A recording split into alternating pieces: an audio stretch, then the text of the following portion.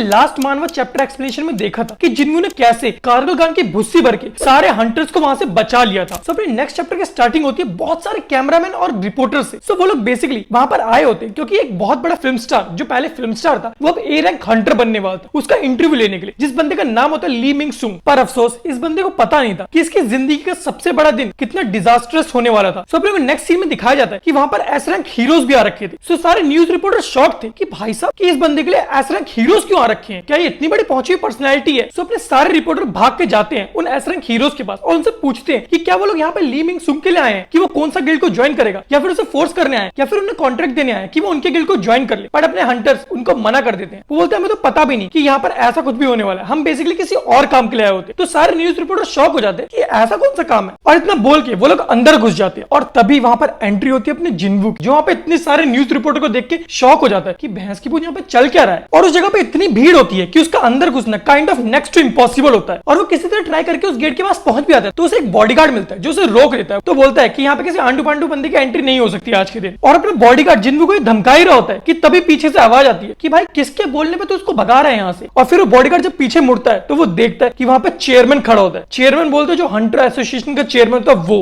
और तभी अपने ली मिंग सुंग उस चेयरमैन को देख के उसकी थोड़ी सी चाटने की कोशिश करता है कि यार मुझे तो जानते ही होगे, पर वो इतना बोलता तभी अपना चेयरमैन जिन्वू को लेकर अंदर जाने लग जाता है। जो देख के वो बंदा भी सोचता है कि भैंस की पूछ ये कौन है जिसको लेने के लिए खुद चेयरमैन गेट तक चल के आया था। तो ये सब सोच ही रहा होता है कि तभी वो सोचता है कि धक्का दो कि मैं अपना ए रैंक का लाइसेंस लूंगा और यहाँ से निकल जाऊंगा। और वैसा सोच के अंदर घुसने लग जाता है क्योंकि उसको भी तो अपना ए रैंक लाइसेंस लेना था। पर वो जैसे अंदर घुसने की कोशिश करता है इस बार उसको सिक्योरिटी गार्ड रोक लेते हैं और बोलते हैं कि ये एरिया प्रॉपर्ली सील्ड है, तुम इसके अंदर एंटर नहीं हो सकते। पर अपना ली मिंग सुंग पीछे हटने के लिए तैयार ही नहीं होता। वो अपने बॉडीगार्ड से बैठ जाता है। वो बोलता है कि भैंस की पूछ तू मुझे जानता है कि मैं हूं कौन, सारे 1 मिनट में तेरे तबादला करवा दूंगा। और वो ये बोल के अंदर एंटर होने की कोशिश करता है। तभी अपना इंस्पेक्टर बोलता अपने बॉडीगार्ड अपने चश्मे को उतारता है। तो बोलता है कि तू नहीं जानता कि मैं कौन, अगर मैं तुझे बताने पे आ गया कि मैं कौन तो तू शायद उस चीज को हैंडल नहीं कर पाएगा।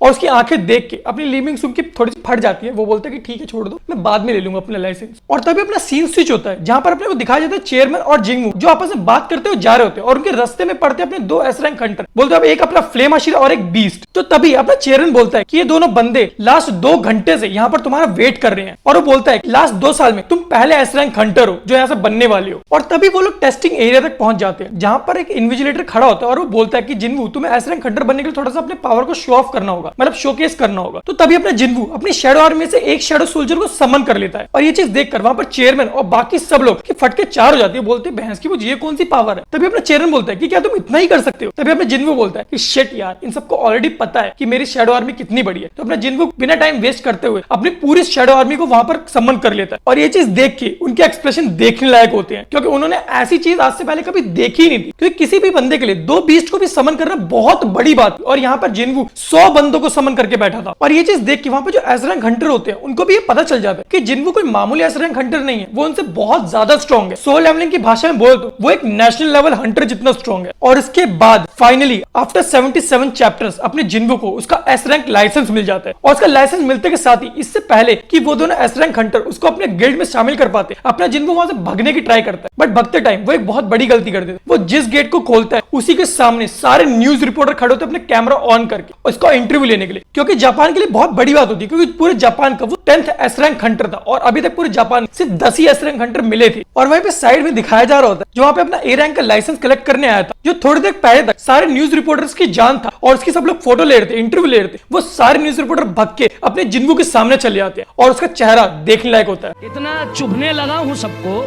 और वो बंदा अपने मन में सोचता है कि भैंस की पूछ पूरी जिंदगी में इस बंदे को सिर्फ यही टाइम मिला था अपना एस रैंक का लाइसेंस कलेक्ट करने के लिए, क्योंकि उसके लिए उसकी जिंदगी का बहुत बड़ा टाइम था। और उसके बाद अपने दुनिया भर के लोगों के रिएक्शन दिखाए जाते हैं अपने जिन्वू के एस रैंक हीरो बनने के बाद। सबसे पहले रिएक्शन होता है उसकी बहन का, जो कि शॉक हो जाती है कि भैंस की पूछ मेरा भाई है ना, ये कैसे बन गया एस रैंक हंटर, ये तो कल तक चोमू था। उसके अपना सीन से जो दिखाया जाता है अपने सारे वर्कर्स को जिनके साथ 2 दिन पहले तक अपना जिन्वू काम कर, वो सब देख के भी ये चीज शॉक हो जाते हैं। पहले तो वो लोग सोचते हैं कि शायद जिन्वू ने किसी का खून वून कर दिया इसलिए उसको पुलिस पकड़ के चली गई, इसलिए उसका इंटरव्यू भी आ रहा है टीवी पे। फिर बट जब उनको न्यूज पता चलती है कि जिन्वू एक एस रैंक हंटर है, तो वो लोग भी शॉक हो जाते हैं। और उसके बाद अपने को रिएक्शन दिखाए जाते हैं उसकी ओल्ड टीम के, जिनके साथ पहले वो रेड मिशन करता था, और वो लोग भी ये देख के थोड़ा सा शॉक तो होते हैं, बट उनके एक्सप्रेशन से पता चल रहा होता है कि उन लोगों ने एक्सपेक्ट करता कि जिन्वू ये चीज अचीव कर सकता है। पर जहां सारे बंदे खुश होते हैं अपने जिन्वू की तरक्की देख के, वहीं पर एक बंदा होता है जो बहुत ज्यादा गुस्से में होता है, और वो बंदा होता है वांग डुंगसू। और अगर तुम लोग भूल रहे हो कि ये कौन है, तो ये बंदा वही है जो अपने भाई की मौत का बदला लेना चाहता था जिन्वू के साथ, और जिससे सबने झूठ बोल रखा था कि जिन्वू मर चुका है। और तभी अपने सीन स्विच होता है, अपना दिखाया जाता है जिन्वू को, जो कि बेसिकली एक शॉप में आया होता है अपने सारे आर्टिफैक्ट को एक्सचेंज करने के लिए, बेसिकली उस ऑर्ब को एक्सचेंज करने के लिए जो किसी भी फ्लेम यूजर की पावर को 100% तक एम्पलीफाई कर सकती थी। और वो दुकानदार उस ऑर्ब को देख के थोड़ा शॉक हो जाता है, क्योंकि इससे पहले आज तक ऐसी चीज कभी देखी नहीं गई थी, क्योंकि उसके पास जितने भी इक्विपमेंट थे वो किसी की भी पावर को 50% तक एम्पलीफाई कर सकते थे, बट ये ऑर्ब ये 100% तक कर रहा था। तो अपना जिन्वू उससे रेट पूछता है कि इस चीज का रेट कितना होगा अगर मैं इसे बेचना चाहूं तो। पर वो शॉपकीपर बोलता है कि मैं इसको ऑक्शन में डाल सकता हूं, क्योंकि मुझे खुद को नहीं पता कि इसका एक्चुअल प्राइस क्या होना चाहिए। तो अपना जिन्वू बोलता है कि ठीक है, बट मैं इसे अभी बेचना ही नहीं चाहता, मुझे बस ये बताओ कि तुम्हारे पास कोई ऐसा इक्विपमेंट है जिससे मैं फायर को रेजिस्ट कर सकूं।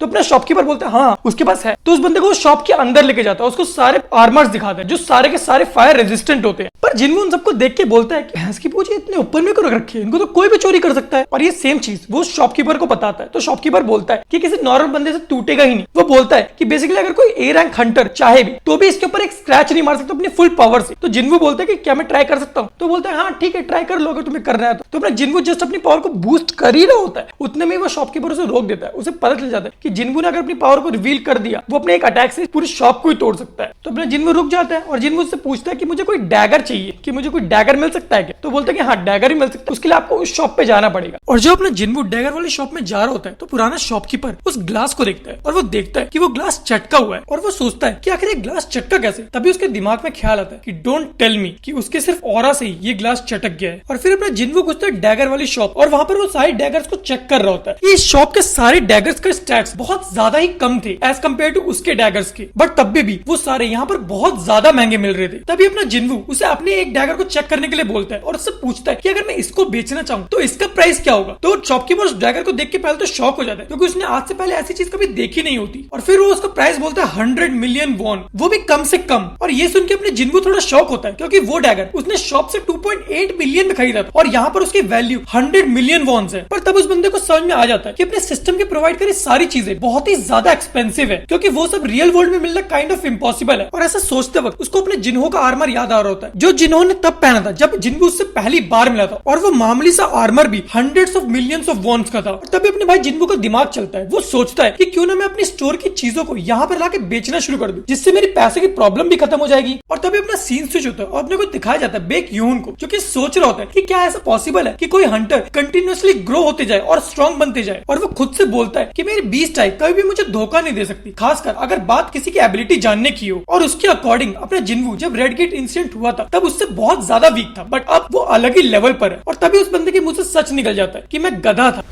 जो उस बंदे को अपने गिल्ड ज्वाइन करवाना चाह रहा था, क्योंकि वो बंदा इतना ज्यादा स्ट्रॉन्ग है कि वो कहीं पर भी जाएगा वो गिल्ड सबसे स्ट्रॉन्गेस्ट बन जाएगा। और तो उस बंदे को गिल्ड को ज्वाइन करने की जरूरत ही नहीं, क्योंकि वो ऑलरेडी सबसे ज्यादा स्ट्रॉन्गेस्ट है। और तभी अपने को जिन्वू के अपार्टमेंट के बाहर का सीन दिखाया जाता है जहाँ पे बहुत सारे न्यूज रिपोर्टर इकट्ठा हो रखे होते हैं। और हो भी क्यों ना, क्योंकि अपना जिन्वू वो पहला हंटर था जिसने 5 रैंक को स्किप करा था। बोले तो वो ई रैंक से एस रैंक तक पहुंच गया था और उस बंदे को मेज क्लास हंटर डिफाइन करा गया था। और तभी अपने जिन्वू की बहन अपने भाई से बोलती है कि ये रिपोर्टर जा क्यों नहीं रहे हैं। और अपना जिन्वू रिप्लाई करता है कि अगर तुम्हें इतनी प्रॉब्लम हो रही है तो क्या मैं उनको जाने के लिए बोलूं? तो बोलती नहीं, क्योंकि ऑलरेडी सोशल मीडिया तुम पे बहुत ज्यादा भड़का हुआ है, क्योंकि कल तुमने रिपोर्टर्स को इंटरव्यू देने से मना कर दिया था। और तभी जिन्वू के गेट पे नॉक नॉक की आवाज आती है। तभी जिन्वू थोड़ा गुस्सा होता है और बोलता है कि सालों को सबक सिखाना ही पड़ेगा, अब ये बंदे गेट तक आ चुकी है। उसके बाद उसको रोकने की कोशिश करती है बट वो रुकता नहीं है। और फिर अपना सीन स्विच होता है, अपने को रात का सीन दिखाया जाता है जहाँ पे जिन्वू की बहन सो रही होती है और अपने जिन्वू उसके पास खड़ा होता है और वो सोच रहा होता है कि अगर कभी मैं बाय चांस घर पे ना हूं तो मेरी बहन को कुछ भी हो सकता है। इसीलिए वो अपनी शैडो आर्मी में से 3 सोल्जर्स को समन करता है और वो 3 सोल्जर्स और कोई नहीं बल्कि अपने कारगिल खान के 3 बचे हुए बॉडीगार्ड्स होते हैं। और तभी उन्हें जिन्वू पूछता है कि तुम लोग तो 4 थे ना, तो एक कहां गया? और तभी जिन्वू को याद आता है कि वो अभी तक छत पर ही अटका हुआ है। और फिर जिन्वो उन 3 में से एक को वहां पे अपनी बहन की रक्षा के लिए छोड़ देता है और साथ में 2 छोटे बॉडीगार्ड्स भी। बट अपना जिन्वो इसके बाद भी सेटिस्फाइड नहीं होता। वो सोचता है कि क्यों ना मैं अपने पूरे नेबर को ही प्रोटेक्ट कर लूं। तो इसलिए वो छत पर जाता है। वहां पर अपनी शैडो आर्मी में से बहुत सारी शैडोज को समन करता है और बोलता है कि तुम सबका आज से काम है कि तुम पूरे नेबर को प्रोटेक्ट करोगे। और इतना सुनते के साथ ही वो सारी शैडोज छूमंत हो आती है। और फिर अपना सीन स्विच होता है अपने को नेक्स्ट डे दिखाया जाता है, जहाँ पर जिन्वो जहाँ के वो ऑलरेडी 75 फ्लोर्स को क्लियर कर चुका होता है। बट इस बार अपना जिन्वो पूरी तैयारी के साथ आया होता है। और वो जैसे ही एंटर होता है उसको उसकी क्वेस्ट दिख जाती है, जिसमें लिखा होता है कि उसको डीमन किंग को हराना होगा इस कैसल के, जो कि टॉप फ्लोर पे बैठा होगा और उसका नाम है बरान। और उस क्वेस्ट को कंप्लीट करने के बाद जिन्वो को जो रिवॉर्ड मिलेगा, जिन्वो उसे देख के बहुत खुश होता है। पर उसके लिए अभी भी उसको इस डंजन को क्लियर करना है। और उसका जो मैजिकल ऑर्ब होता है जो उस शॉप पर लेके गया होता है, वो अपना दे देता है कारगल गान को। और जब कारगल गान उसे एक बार यूज करता है तो वो पूरा फ्लोर ही एक ही बारी में क्लियर कर देता है, जिसको देख के अपना जिन्वो भी थोड़ा शॉक होता है और बोलता है वो व्हाट एन अमेजिंग पावर। और तभी अपना सीन स्विच होता है एक हॉस्पिटल पे, जहाँ पर अपने को दिखाया जाता है जिन्वो उसका बाप, जिसको तुम लोग जानते होगे कि जो बहुत बड़ा बिजनेसमैन था, वो हॉस्पिटल में एडमिट होता है। और उस बंदे को बेसिकली एक बीमारी हुई होती है जिसका नाम होता है इटर्नल स्लम्बर, क्योंकि वो डॉक्टर उसे बताते हैं कि वो लास्ट 2 दिन से सो रहा था। पहले तो वो सोचता है कि शायद वो बहुत ज्यादा थक चुका होगा अपने काम की वजह से, जिसकी वजह से उसे रेस्ट नहीं मिल पा रहा होगा। बट तभी वो डॉक्टर बताता है कि नहीं, उसे एक बीमारी हो रखी है जिसका नाम है इटर्नल स्लम्बर। सो इस बीमारी में बेसिकली तुम अगर एक बार सो गए तो तुम कभी उठ नहीं पाओगे। और इस बीमारी से बचने का सिर्फ एक ही तरीका है कि तुम्हें लाइफ सपोर्ट मशीन की जरूरत पड़ेगी अपनी पूरी जिंदगी भर के लिए। सो अगर तुम लोग सोच रहे हो कि इस बीमारी का आने का रीजन क्या था, तो ये बीमारी पहली बार तब देखी गई थी जब अपने गेट्स अपीयर हुए थे और तभी से ये बीमारी स्टार्ट हुई थी। तो इस बीमारी के कारण बहुत सारे लोग मर गए थे, क्योंकि बहुत सारे लोगों के लिए लाइफ सपोर्ट मशीन को अफोर्ड करना काइंड ऑफ इम्पॉसिबल है। और तभी अपना डॉक्टर उससे पूछता है कि क्या तुम्हारे आसपास कोई ऐसा बंदा है जिसकी रिसेंटली अवेकनिंग हुई हो या फिर जिसकी मैजिकल एनर्जी बहुत ज्यादा स्ट्रांग हो। तो अपना जिन्हो का बाप बोलता है कि इसका मेरी बीमारी से क्या लेना देना है। तभी वो बताते हैं कि अपना जो इटर्नल स्लम्बर होती है वो बीमारी का मेन रीजन ही मैजिकल एनर्जी है। और वो बताता है कि बेसिकली बीमारी तब होती है किसी मैजिकल एनर्जी के एक्सपोजर में बहुत ज्यादा टाइम के लिए रहता है। और वो उसे वार्न भी करता है कि तुम्हें मैजिकल एनर्जी से दूर रहना है। और डॉक्टर उससे एक और सवाल पूछता है कि क्या तुम्हारी फैमिली में कोई ऐसा बंदा है जो कि कोई हंटर हो। तभी उसको अपने बेटे की याद आती है जिन्हो। तो वो सोचता है कि भैंस को चीजें बढ़ती जाएगी तो मेरा तो कोई काम ही नहीं रहेगा, क्योंकि मैं तो मैजिकल एनर्जी के इनवर्सली प्रोपोर्शनल हूँ। वो जितनी ज्यादा बढ़ेगी मैं उतना ज्यादा वीक होते जाऊंगा। और तभी उसके दिमाग में एक ही चीज चल रही होती है कि मैं बाकी सारे लोगों से बहुत ज्यादा पीछे रह जाऊंगा। और तभी अपना सीन स्विच होता है और अपने को एक आइलैंड दिखाया जाता है जो बहुत ज्यादा ग्रीन होता है। और तभी वहां पर अपने को एक इंसेक्ट को चलते हुए दिखाया जाता है। इंसेक्ट भी नहीं बोला तो तुम उसको बटरफ्लाई बोल सकते हो या फिर तुम उसे मॉस्किटो बोल सकते हो, और कई लोग उसे एंट बोलेंगे। और तुम लोग समझ गए होगे कि मैं किसकी बात कर रहा हूँ और नेक्स्ट चैप्टर में अपने क्या होने वाला है। और वो एंट और कोई नहीं, वो अपना